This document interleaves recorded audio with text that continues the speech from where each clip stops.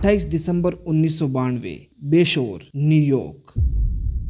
रात 7 बजे के आसपास एक 9 साल की लड़की केटी बियर्स अपनी मामी लिंडा इंगिलेरी और अपने मामा सेल्वाटोर इंगिलेरी को फोन करके बताती है कि एक व्यक्ति ने उसका अपहरण कर लिया है और उसके पास बड़ा चाकू है।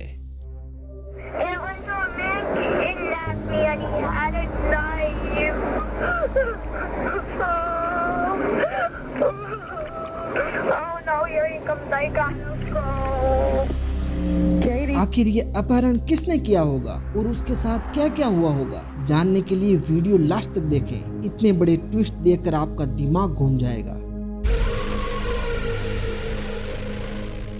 न्यूयॉर्क पुलिस को पहला शक जाता है केटी बियर्स की सगी मां मर्लिन बियर्स और उसके सौतेले भाई जॉन बियर्स पर, क्योंकि मर्लिन ने कभी अपनी बेटी केटी को पसंद नहीं किया था। वो हमेशा उस छोटी बच्ची के साथ मारपीट करती और कभी कभी उसको अकेली घर में छोड़कर घंटों घर से बाहर रहती थी। जॉन भी अपनी सौतेली बहन को बिल्कुल पसंद नहीं करता था, इसलिए मर्लिन बियर्स केटी को अपने भाई के पास छोड़कर कहीं चली गई थी। पुलिस को दूसरा शक मर्लिन बियर्स की भाई की पत्नी लिंडा इंगिलेरी पर गया, क्योंकि मर्लिन द्वारा केटी को छोड़कर जाने के बाद उसकी मामी ने ही उसे पाला था। लिंडा भी उसकी परवाह नहीं करती थी। पूरे घर का काम केटी ही करती थी, जैसे कपड़े धोना, बर्तन मांजना, खाना बनाना और साफ सफाई आदि।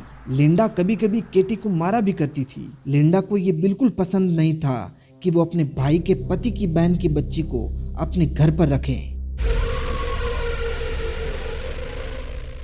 पुलिस को अगला शक लिंडा इंगिलेरी और उसके पति सेल्वाटोर इंगिलेरी के एक फैमिली फ्रेंड जॉन एस्पोसिटो पर था, क्योंकि जॉन का इंगिलेरी फैमिली के घर लगातार आना जाना था। वो जब भी आता केटी बियर्स के लिए खिलौने, चॉकलेट्स वगैरह लेकर आता था। किडनैप वाले दिन भी जॉन एस्पोसिटो केटी के लिए बर्थडे केक लाया था, क्योंकि 2 दिन बाद ही केटी का जन्मदिन था और उसी दिन वो केटी के कहने पर केटी को बच्चों की फेवरेट जगह स्पेस फ्लेक्स घुमाने लेकर गया था और वहीं पर से केटी का अपहरण हुआ था। लेकिन जॉन के पुलिस को दिए स्टेटमेंट के अनुसार केटी स्पेस फ्लेक्स में घूमते घूमते अचानक गायब हो गई थी और जब वो ये खबर सुनाने इंगिलेरी फैमिली के पास गया, उससे पहले ही केटी ने खुद फोन करके बता दिया था कि उसका किडनैप हो गया है।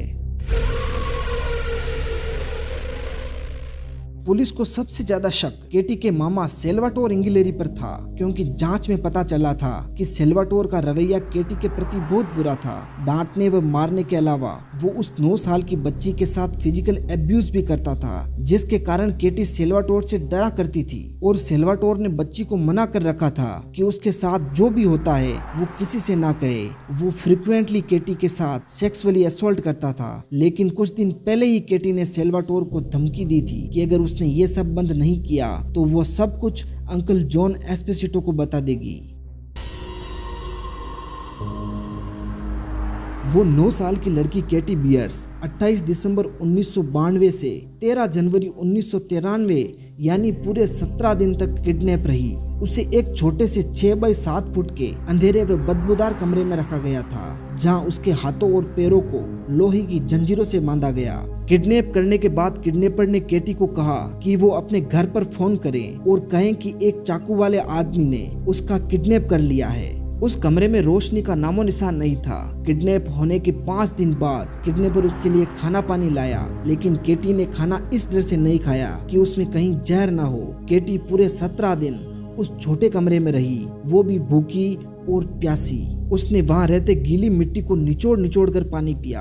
एक बार पानी पीने में उसको 3 से 4 घंटे लग जाते थे, लेकिन उसने 17 दिन तक ना कुछ खाया और न ही वहां कुछ खाने को मिला। एक बार तो उसने 3 कॉकरोच पकड़ कर खाए। सबसे घिनौना उसके साथ ये हुआ कि किडनैप होने के पहले दिन से ही उसके साथ रेप किया गया, जो हर रोज 13 दिनों तक चलता रहा। इसके बाद केटी ने किडनैपर को कहा कि वो अगर यहाँ मर गई तो उसकी शादी कभी नहीं होगी। ये सुनने के बाद से ना ही वो किडनैपर उस रूम में कभी आया और ना ही उसके साथ कुछ गलत हुआ।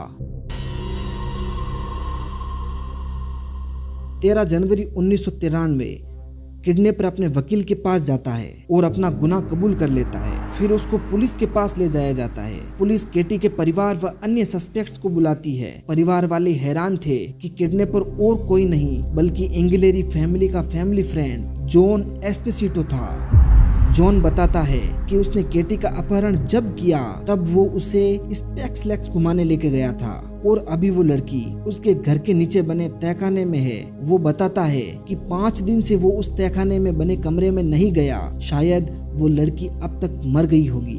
अब पुलिस वाले बिना टाइम वेस्ट किए जॉन के घर जाते हैं। नीचे तहखाने के गेट पर जॉन ने 150 किलो का पत्थर रखा था कि लड़की वहां से भाग न सके। पुलिस पत्थर दूर करके तहखाने में जाती है जहां केटी बियर्स बदहवास अवस्था में जंजीरों से बंधी जमीन पर पड़ी थी। वो इतनी कमजोर हो गई थी कि वो ठीक से खड़ी ही नहीं हो सकती थी। पुलिस बाहर निकालकर उसका इलाज करवाती है। इस जघन्य अपराध के लिए कोर्ट जॉन एस्पोसितो को 15 साल की सजा सुनाती है।